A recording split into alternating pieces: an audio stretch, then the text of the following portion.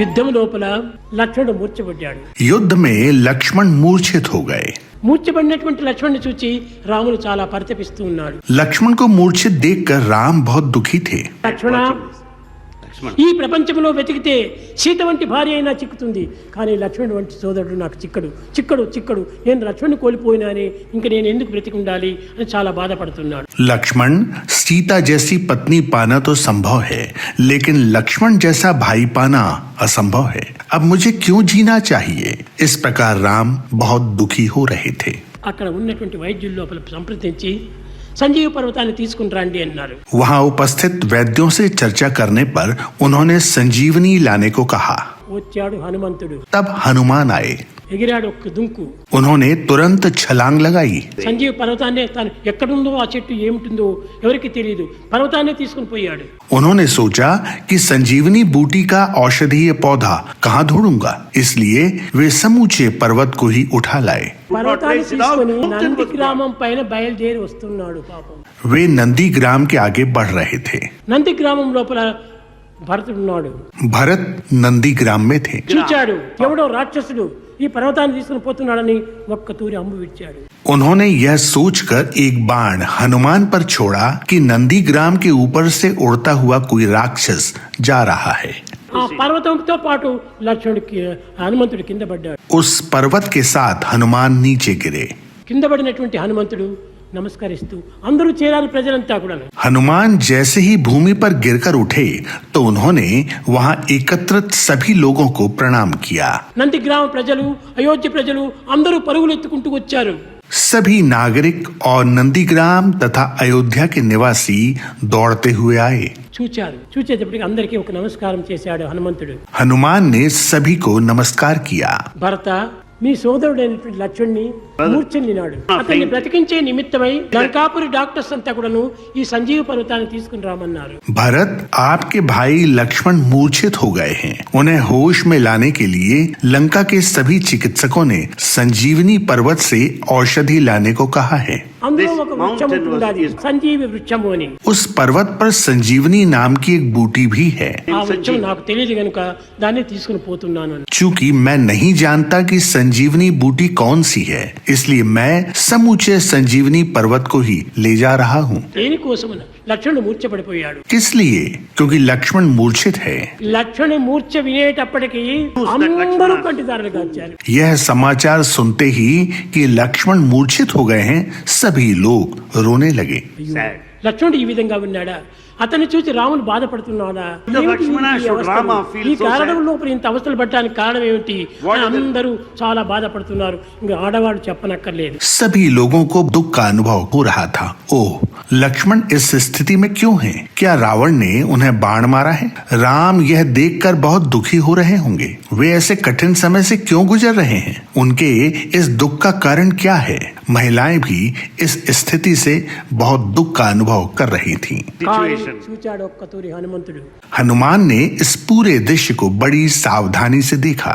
అందరి కంటల నుంచి నీరు కారుతుండాలి. सभी लोग आंसू बहा रहे थे, కానీ ఒక్క స్త్రీ మాత్రం అక్కడ కార్చలేదు. लेकिन वहां एक महिला थी जो कोई आंसू नहीं बहा रही थी. ఎవరు?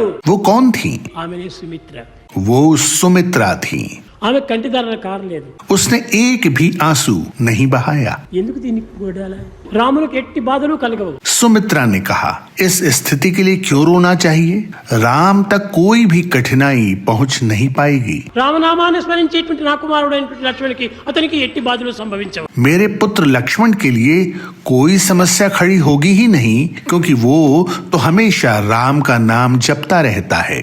నిరంతరము రామ రామ రామ రామ రామ రామ అని రామనామాన్ని స్మరించేటువంటి నాకి అణువణువు కణు గుణను రామనామమే నిండి ఉంది. वो हमेशा राम राम राम राम कहता रहता है. हर समय राम का चिंतन करता है. हर समय उनकी कीर्ति का गान करता है और उसकी प्रत्येक कोशिका राम के नाम से भरी हुई है. కాబట్టి నా కుమారునికి రామునికి ఎట్టి బాధలు ఉండవు. ధైర్యంగా ఆమె ఉంటుండాలి. ఈ ధైర్యాన్ని చూచి इसलिए कोई भी बाधा न तो राम और न ही मेरे पुत्र लक्ष्मण पर आएगी. और वह साहस पूर्वक खड़ी रही. భరతుడు ఈ హనుమంతుణ్ణి ఊర్మిళ దగ్గరికి తీసుకెళ్ళాడు. भरत हनुमान को अपने साथ लेकर उर्मिला के पास गए और उनका परिचय कराया. అనగా లక్ష్మణుని యొక్క భార్య. वे लक्ष्मण की पत्नी हैं। ఆమె ఎక్కడికి బయటకు రాలేదు. वे लक्ष्मण के अयोध्या छोड़ने के बाद घर से बाहर ही नहीं निकली थी।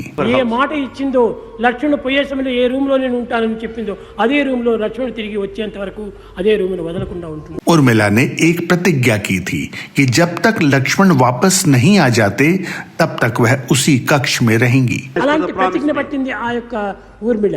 यह उर्मिला की प्रतिज्ञा और निश्चय था। భరతుడు వెళ్ళి వదిన ఇదిగో ఇతను హనుమంతుడు. भरत उर्मिला के पास गए और कहा, प्रिय भाभी ये हनुमान हैं। తల కిందికి ఉంచుకుంది అన్ని ఊకొడుతూ ఉండాలి. वे नीचे देखती रहीं और सब कुछ सुनती रहीं। ఎక్కడి నుంచి వచ్చాడు? फिर उन्होंने पूछा, ये कहाँ से आए हैं? రామ రావణ యుద్ధం సంభవించింది. हनुमान ने कहा, राम और रावण के बीच युद्ध से అందులో లక్ష్మణుడు మూర్ఛ పొందాడు. लक्ष्मण मूर्छित हो गए हैं రాముడు బాధపడుతున్నాడు. और राम बहुत दुखी हैं। లక్ష్మణ లక్ష్మణ లక్ష్మణ वे बार बार लक्ष्मण लक्ष्मण लक्ष्मण कह रहे हैं। నీవు లేని నాకు ఈ బ్రతుకు ఎందుకు అని రాముడు చాలా బాధపడుతున్నాడు. राम कह रहे थे, लक्ष्मण तुम्हारे बिना इस जीवन का क्या उपयोग है? राम बहुत दुख का अनुभव कर रहे थे। वे लक्ष्मण के बिना जीने को तैयार नहीं थे। ఆ లక్ష్మణుని కాపాడే నిమిత్తమై నేను ఈ యొక్క సంజీవ పర్వతాన్ని తీసుకుపోతున్నాను అన్నాడు. लक्ष्मण को बचाने के लिए मैं यह संजीवनी पर्वत ले जा रहा हूँ। ఒక్క తూరి ఊర్మిళ కూడా పక్కున నవ్వింది. तब उर्मिला जोर से हंस पड़ी। హనుమాన్ నీవు వాయుపుత్రుడు, हनुमान तुम वायुदेव के पुत्र हो। నీవు సర్వ సంకల్పబలుడు, तुम कोई भी संकल्प पूरे कर सकते हो। నీకు కూడా అంత మాత్రం తెలియదా? क्या तुम इतना भी नहीं जानते? లక్ష్మణుడు పీల్చే గాలి తీసుకునే గాలి ఉచ్ఛ్వాస నిశ్వాసం ఎందుకు కూడాను రామనామం ఉంటుండాలి. कि लक्ष्मण की श्वास प्रश्वास केवल राम का ही नाम जपती है। ఆ నామంకి ఎట్టి ప్రమాదం జరుగుతుందా?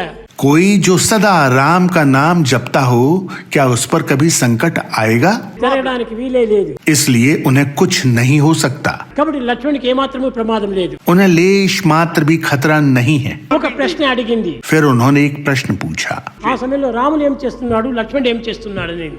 राम और लक्ष्मण उस समय क्या कर रहे थे?